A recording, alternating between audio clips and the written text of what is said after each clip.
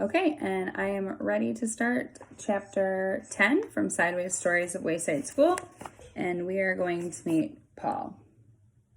There's Paul's picture. Okay, chapter 10. So Paul had the best seat in Mrs. Jewell's class. He sat in the back of the room. It was the seat that was the furthest away from Mrs. Jewell's. Mrs. Jewell's was teaching the class about fractions. She drew a picture of a pie on the blackboard, and she cut the pie into 8 pieces. She explained that each piece was 1/8 of the pie. Paul never paid attention. He didn't see the picture of the pie. He didn't see anything. Well, he did see one thing. Actually, he saw 2 things. He saw Leslie's 2 pigtails. Leslie sat in front of Paul. She had 2 long brown pigtails that reached all the way down to her waist. Paul saw those pigtails, and a terrible urge came over him. He wanted to pull a pigtail. He wanted to wrap his fist around it, feel the hair between his fingers, and just yank. He thought it was also fun to tie the pigtails together, or better yet, tie them to her chair. But most of all, he just wanted to pull one. Slowly, he reached for one on the right. No, what am I doing, he thought. I'll only get into trouble. Paul had it made. He sat in the back of the room. He paid no attention to anyone, and nobody paid any attention to him. But if he pulled a pigtail, it was all over. Leslie would tell on him. He'd become the center of attention. He sighed and slowly withdrew his arm. But Paul couldn't ignore those pigtails. There they were, dangling right in front of him, just begging him to be pulled. He could close his eyes, but he couldn't make the pigtails disappear. He could still smell them and hear them. He could almost taste them. Maybe just a little tug, he thought. No, none.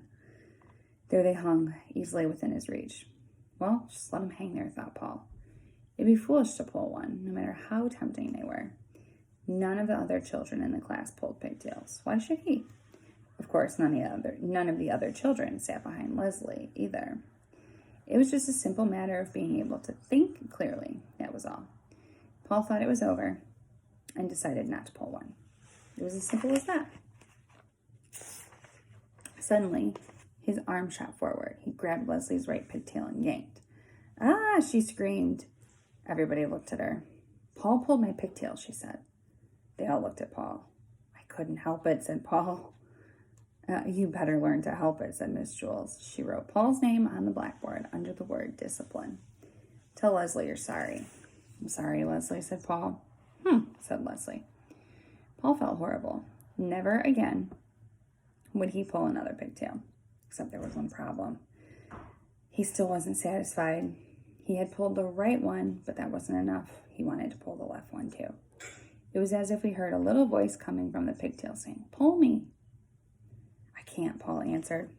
My name's already on the blackboard under the word discipline. Big deal, said the pigtail. Pull me. No way, said Paul. Never again. I'm getting this visual in my mind of the pigtail having a little face and talking to Paul, pull me. Oh, come on, Paul. It's just a little tug, urged the pigtail. What harm could it do? Lots of harm, said Paul. Leslie will scream and I'll get in trouble again. Boy, that's not fair, whispered the pigtail. You pulled the right one. Now it's my turn. I know, but I can't, said Paul. Sure you can, said the pigtail. Just grab and yank. No, said Paul. It's not right. Sure it is. Sure it is, said Paul. Sure it is, Paul, said the pigtail. Pigtails are meant to be pulled. That's what we're here for. Tell that to Leslie, said Paul. Leslie won't mind, said the pigtail. I promise. I bet, said Paul. Just like she didn't mind last time.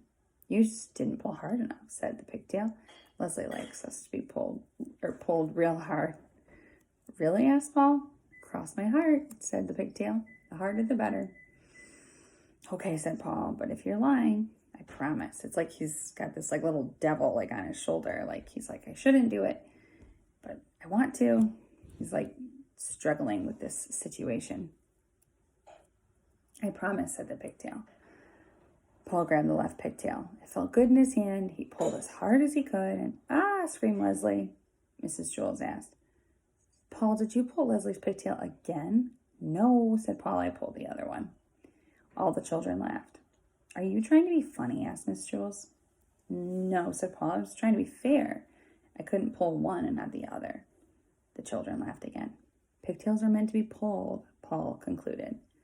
Mrs. Jules put a check next to Paul's name on the blackboard under the word discipline. And we know what happens if he gets one more discipline.